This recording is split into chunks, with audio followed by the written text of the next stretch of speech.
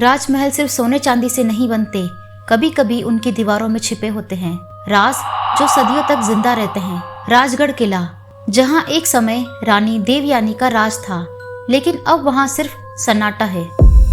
तो हेलो दोस्तों, आज फिर हम आ चुके हैं एक और नई दिलचस्प और डरावनी कहानी के साथ। तो चलिए बढ़ते हैं अपनी कहानी की ओर। उससे पहले आपसे एक रिक्वेस्ट है, अगर आप इस चैनल पर नए हैं तो प्लीज चैनल को सब्सक्राइब करें। तो बिना कोई देर किए शुरू करते हैं। क्या तुमने कभी सुना है कि राजमहल सिर्फ ऐश्वर्य और वैभव के प्रतीक नहीं होते, बल्कि कुछ राजमहलों में सदियों पुराने श्राप भी बसते हैं। राजाओं के लालच, रानियों की साजिशें और एक काला जादू जो पीढ़ियों तक पीछा करता रहा। ये कहानी एक ऐसी ही रानी की है जो खुद अपने ही महल में कैद हो गई, एक ऐसे श्राप में जिससे बचना नामुमकिन था। राजस्थान के रेगिस्तान में बसा एक प्राचीन महल राजगढ़ किला अपने भव्यता और खूबसूरती के लिए प्रसिद्ध था, लेकिन उस महल में कोई रात को नहीं रुकता था, क्योंकि कहा जाता था कि वहां हर अमावस्या की रात एक औरत की चीखें गूंजती थी। वो कोई आम औरत नहीं थी, वो थी रानी देवयानी, रानी जो अपने ही श्राप का शिकार बन गई। रानी देवयानी की सुंदरता की चर्चा पूरे राज्य में थी। रानी देवयानी सिर्फ अपनी खूबसूरती के लिए नहीं, बल्कि अपनी बुद्धिमत्ता और साहस के लिए भी जानी जाती थी। राजा प्रताप सिंह के राज्य को चलाने में उसकी अहम भूमिका थी। उसने कई युद्धों की रणनीति बनाई, जिससे राजगढ़ राज्य अजय बना रहा। प्रजा उसे एक देवी के रूप में पूजती थी, क्योंकि उसने अन्न और पानी की कमी के समय अपने ही जेवरात बेचकर अनाज मंगवाया था। महल के सैनिक और नौकर भी उसकी इज्जत करते थे, क्योंकि उसने कभी किसी के साथ अन्याय नहीं किया। लेकिन ये सारी अच्छाइयां ही उसके सबसे बड़ी दुश्मन बन गई। राजमहल की दूसरी रानियां और मंत्री रानी देवयानी के बढ़ते प्रभाव से ईर्ष्या करते। उन्हें लगता था कि राजा सिर्फ देवयानी की ही सुनते हैं और बाकी रानियों को कोई महत्व नहीं मिलता। कई बार मंत्रियों ने राजा को यह समझाने की कोशिश की कि रानी जादू टोना करती है, तभी राजा उसके वश में है। कुछ सैनिकों ने अफवाह उड़ाई कि रानी ने अपनी ताकत से राजा के भाइयों को मरवा दिया ताकि उसकी संतान ही वारिस बने। लेकिन इन सभी साजिशों के बावजूद राजा प्रताप सिंह अपनी रानी पर अटूट विश्वास रखते थे। एक दिन राज्य में एक अघोरी आया, जिसने राजा को बताया इस राज्य पर एक बड़ा संकट आने वाला है। राजगढ़ का अस्तित्व खत्म होने वाला है। अगर इसे बचाना है तो सबसे शक्तिशाली और प्रभावशाली स्त्री की बलि देनी होगी। राजा हंस पड़ा। मेरा राज्य इतना कमजोर नहीं कि इसे किसी की बलि की जरूरत पड़े। लेकिन बाकी रानियां और मंत्री ने राजा के मन में शक भरने का सोचा और फिर रानी देवयानी के खिलाफ षड्यंत्र रचा। कुछ ही दिनों में उनकी सेना पर एक बड़ा हमला हुआ। आधे सैनिक मारे गए, महल में अकाल पड़ गया, राजा खुद भी बीमार पड़ गए। अब मंत्रियों और रानियों को मौका मिल गया। उन्होंने राजा से कहा, देखा, हमने पहले ही कहा था, यही रानी का दोष है। अगर इसे जिंदा रखा तो हम सब मारे जाएंगे। राजा ने पहली बार देवयानी को शक की नजरों से देखा। जिस रानी ने अपना सब कुछ राज्य के लिए न्यौछावर कर दिया, उस पर अब विश्वास नहीं किया जा रहा था। रानी को धोखे से बुलाया गया और कहा गया कि राजा बीमार है और उससे मिलना चाहते हैं। जैसे ही वो राजा के कक्ष में पहुंची, सैनिकों ने उसे चारों ओर से घेर लिया। ये क्या हो रहा है? देवयानी चौंक गई। राजा के चेहरे पर दर्द था, लेकिन उसने कहा, मुझे माफ कर दो देवयानी, राज्य की भलाई के लिए तुम्हारी बलि देनी होगी।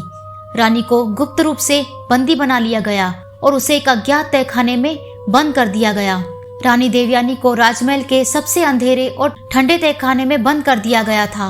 राजा के पुजारी ने कहा, अगर इस रानी की आत्मा को इसी तहखाने में समाहित कर दिया जाए तो राज्य पर कोई संकट नहीं आएगा। वो नीचे अकेली थी, लेकिन महल के ऊपर बैठे षड्यंत्रकारी चैन से जश्न मना रहे थे। उसके हाथों में मोटी जंजीरें डाल दी गई और तांत्रिकों ने उसके चारों ओर एक काला अनुष्ठान शुरू कर दिया। चारों कोनों पर जलते हुए दिए रख दिए गए। मंत्रों की गूंज पूरे तहखाने में फैल गई। तांत्रिकों ने जमीन पर एक रक्तमय रेखा बनाई, जिसके भीतर रानी को बैठा दिया गया। रानी ने राजा की तरफ देखा, लेकिन उनकी आंखों में कोई पछतावा नहीं था और ना ही कोई ममता। अब उसके पास खोने के लिए कुछ नहीं बचा था। रानी देवयानी ने राजा को देखा और मरने से पहले रोते हुए उसने अपनी आवाज ऊंची करते हुए कहा, तुमने अपनी सबसे वफादार पत्नी को धोखा दिया। मैं इस महल को कभी माफ नहीं करूंगी। तुम सबने मेरी निष्ठा का अपमान किया। मेरी आत्मा कभी शांति से नहीं सोएगी। मैं इस महल को अपने साथ ले जाऊंगी और जो भी यहाँ रहेगा वो धीरे धीरे मौत के मुंह में समा जाएगा। जैसे ही तांत्रिकों ने अंतिम मंत्र पूरा किया, रानी की चीखें पूरे महल में गूंज उठी। फिर एकाएक तहखाने में घना अंधेरा छा गया और जब दियों की लौ फिर से जल उठी तो रानी का शरीर बेजान पड़ा था, लेकिन उसकी खुली आंखें अब भी किसी को घूर रही थी। रानी की मौत के बाद सबसे पहले महल की बड़ी रानियां और मंत्रियों ने राहत की सांस ली, लेकिन उनका चैन ज्यादा दिन तक नहीं टिक पाया। अगली ही रात महल में डरावनी चीखें सुनाई देने लगी। राजा के सबसे बड़े पुत्र की रहस्यमय तरीके से मृत्यु हो गई। तहखाने की ओर जाने वाली सीढ़ियों पर खून के धब्बे दिखने लगे। राजा प्रताप सिंह ने सोचा कि ये सब उनकी कल्पना मात्र है, लेकिन कुछ ही दिनों बाद उनकी दूसरी रानी की लाश महल के कुएं में मिली। सेनापति का पूरा परिवार एक ही रात में गायब हो गया। जो भी तहखाने के पास से जाता वो वापस नहीं लौटता। कुछ दिनों में ही पूरा महल वीरान हो गया। राजा प्रताप सिंह, जो कभी शक्तिशाली योद्धा थे, अब मानसिक रूप से अस्थिर हो चुके थे। एक दिन वो रात के समय अपने सिंहासन पर अकेले बैठे थे, तभी अचानक महल की दीवारों पर किसी की परछाई दिखने लगी। वही रानी देवरानी की परछाई। उसकी लाल आंखें राजा को घूर रही थी। राजा घबरा कर उठे, लेकिन तभी हवा में एक जानी पहचानी आवाज गूंज उठी, तुमने मेरी आत्मा को कष्ट दिया, अब तुम्हारी बारी है। और अगले ही पल राजा की गूंजती चीखें पूरे महल में फैल गई। कहते हैं कि उसकी लाश के पास रानी देवरानी की परछाई दिखी। धीरे धीरे पूरा राज्य उजड़ गया और महल खंडर बन गया। सदियों बाद भी राजगढ़ महल वीरान पड़ा है। कई लोग वहां रात में जाने की हिम्मत करते हैं, लेकिन वापस नहीं लौटते। कुछ आर्कियोलॉजिस्ट ने महल के तहखाने में जाने की कोशिश की थी, लेकिन जैसे ही उन्होंने दरवाजा खोला, भीतर से ठंडी हवा का एक तेज झोंका आया और उनकी टॉर्च अपने आप बुझ गई। उन्होंने महल के तहखाने में कुछ अजीब खोजा। एक कमरे में खून से सना एक पुराना दर्पण, जिसमें एक औरत की धुंधली छवि दिख रही थी। और फिर अचानक वो दर्पण जोर से चटक गया और उनकी रिकॉर्डिंग में किसी की धीमी फुसफुसाहट आई, मुझे न्याय चाहिए। उसके बाद उस टीम के सभी लोग एक एक करके गायब हो गए। किसी को नहीं पता कि आज भी वो रानी इस महल में कैद है या वो अब किसी और की तलाश में है। कई सदियां बीत गई, लेकिन रानी देवयानी की आत्मा अब भी उस महल में भटक रही है। वो अब भी न्याय की तलाश में है और जो भी उसके श्रापित महल में कदम रखता है वो कभी वापस नहीं लौटता।